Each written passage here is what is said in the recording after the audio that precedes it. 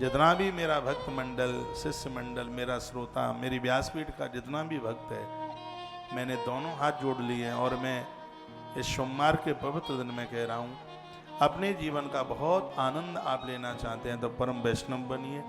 वैष्णव उसे कहते हैं जो रोज अपने घर में गौ माता को एक रोटी निकालता है। वैष्णव उसे कहते हैं जो रोज गंगा का आचमन करता है। वैष्णव उसे कहते हैं जो रोज तुलसी पूजन करता है। वैष्णव उसे कहते हैं जो एकादशी का व्रत रखता है। वैष्णव उसे कहते हैं जो अपने घर से किसी अतिथि को भूखा नहीं जाने देता।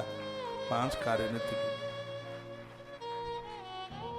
आनंद हो जाएगा। गौ माता को एक रोटी चंदिया रोज निकालो, अन्न पावन हो जाएगा। कंठ में तुलसी पहनो, रुद्राक्ष पहनो, गुरु परंपरा का तिलक चंदन माथे पर लगाओ, पता लगे कि हम सनातनी हैं। 11 का व्रत बड़ा अद्भुत है, कल आपने किया होगा।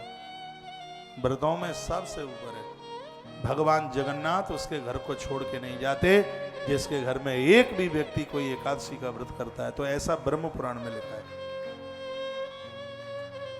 राजा अम्बरीश एकादशी का व्रत करते थे। भगवान ने अपने चक्र को आज्ञा दी थी कि अम्बरीश का घर छोड़ के मन जाना, और दुर्वासा जी से त्रुटि हो गई तो वो चक्र दुर्वासा जी के पीछे पीछे लग लिया। एक कथा संक्षेप में भागवत में भी है और पुराणों में बहुत विस्तार है। तो आप 11 जरूर किया करें। सनातन धर्म को एक ताकत दीजिए। सिर्फ गुरुजनों से मंत्र लेकर के, अकेले मंत्र सुनने से क्या हो जाएगा यदि परिवर्तन नहीं होगा तो। शुद्ध शाकाहारी बनो, उल्टा पुल्टा मत खाओ। देश में मांसाहारियों की संख्या बढ़ रही है। क्या अनाज कम पैदा हो रहा है? गेहूं चावल कम हो रहे हैं क्या?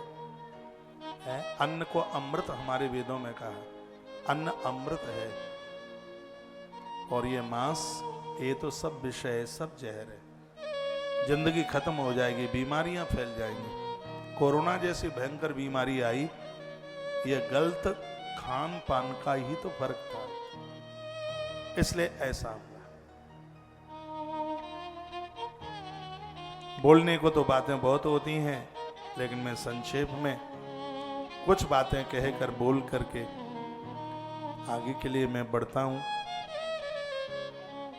आप जितने भी बाहर से जन सुन पा रहे हैं, आप उज्जैन पधारिए, महाकाल का दर्शन कीजिए और एक हाजिरी इस भव्य पंडाल में भी लगाइए। बड़ा सुंदर स्थान है, बड़ा अच्छा लग रहा है। ऐसा लग रहा है कि बिल्कुल देवलोक बन गया है। कब रात निकलती है, कब दिन निकलता है पता ही नहीं। मेरी तो 2 मिनट भी फालतू नहीं है। मैं रात को 10 बजे तक आपके बीच में यहाँ रहता हूँ, 10:15 बजे जाके सो जाता हूँ। मुझे लुढ़कने में 10-15 ही मिनट लगती हैं बस। सुबह भोर में जल्दी जगता हूँ, 1-आध घंटा यहाँ नीचे घूमता रहता हूँ पार्क में, फिर अपनी पूजा में 3-3.5 घंटा लग जाता है उधर।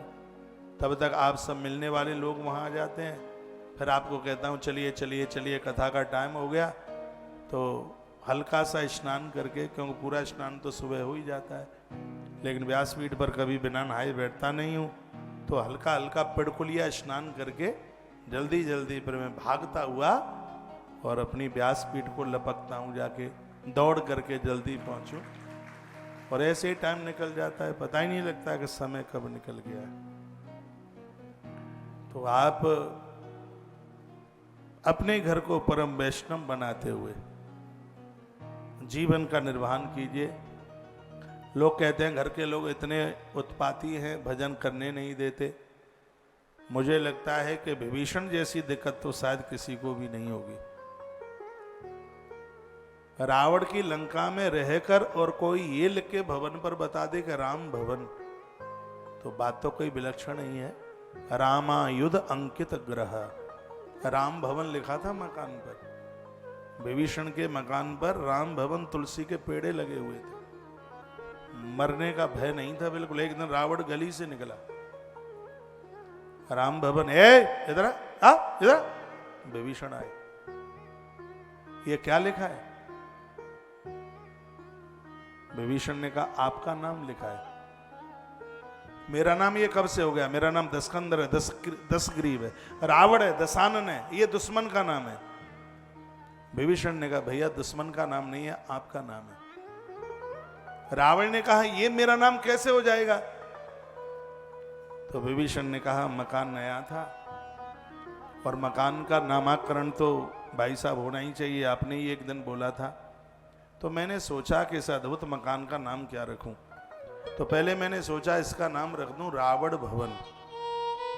फिर मुझे लगा कि भाभी मंदोदरी रूठ जाएगी, ऐसा कुछ करूं जिसमें भैया और भाभी दोनों प्रसन्न रहें।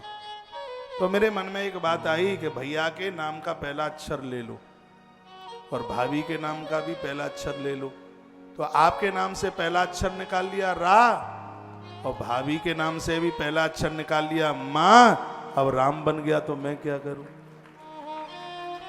पूरी धरती राममय है, राम के बिना कुछ नहीं। राम कहो आराम मिलेगा, खाने को पकवान मिलेगा। बहू जल्दी घर में लेट कर देती होगी रोटी, लेकिन ये रसोई लेट नहीं करती है, क्योंकि ये राम के नाम का प्रभाव है। सब बनी बनाई मिलती है। क्यों? आप भजन कर रहे हैं, आप तीर्थ में आए हैं, इसलिए रहने को जगह भी है, खाने को प्रसाद भी है। राम कहो आराम मिलेगा। कोई माई कल रात को धर्म यात्रा में तो बोल रही थी कि घर पे तो कमर दुखती है, यहां तो पता नहीं दर्द कहां चला गया। राम के दरबार में तो आराम ही मिलता है। राम कहो आराम मिलेगा, खाने को पकवान मिलेगा, रहने को मकान मिलेगा, और जहां पहुंचोगे वहां सम्मान मिलेगा, और मर जाओगे तब ऊपर जाने के लिए वायुयान मिलेगा। राम कहो आराम मिलेगा।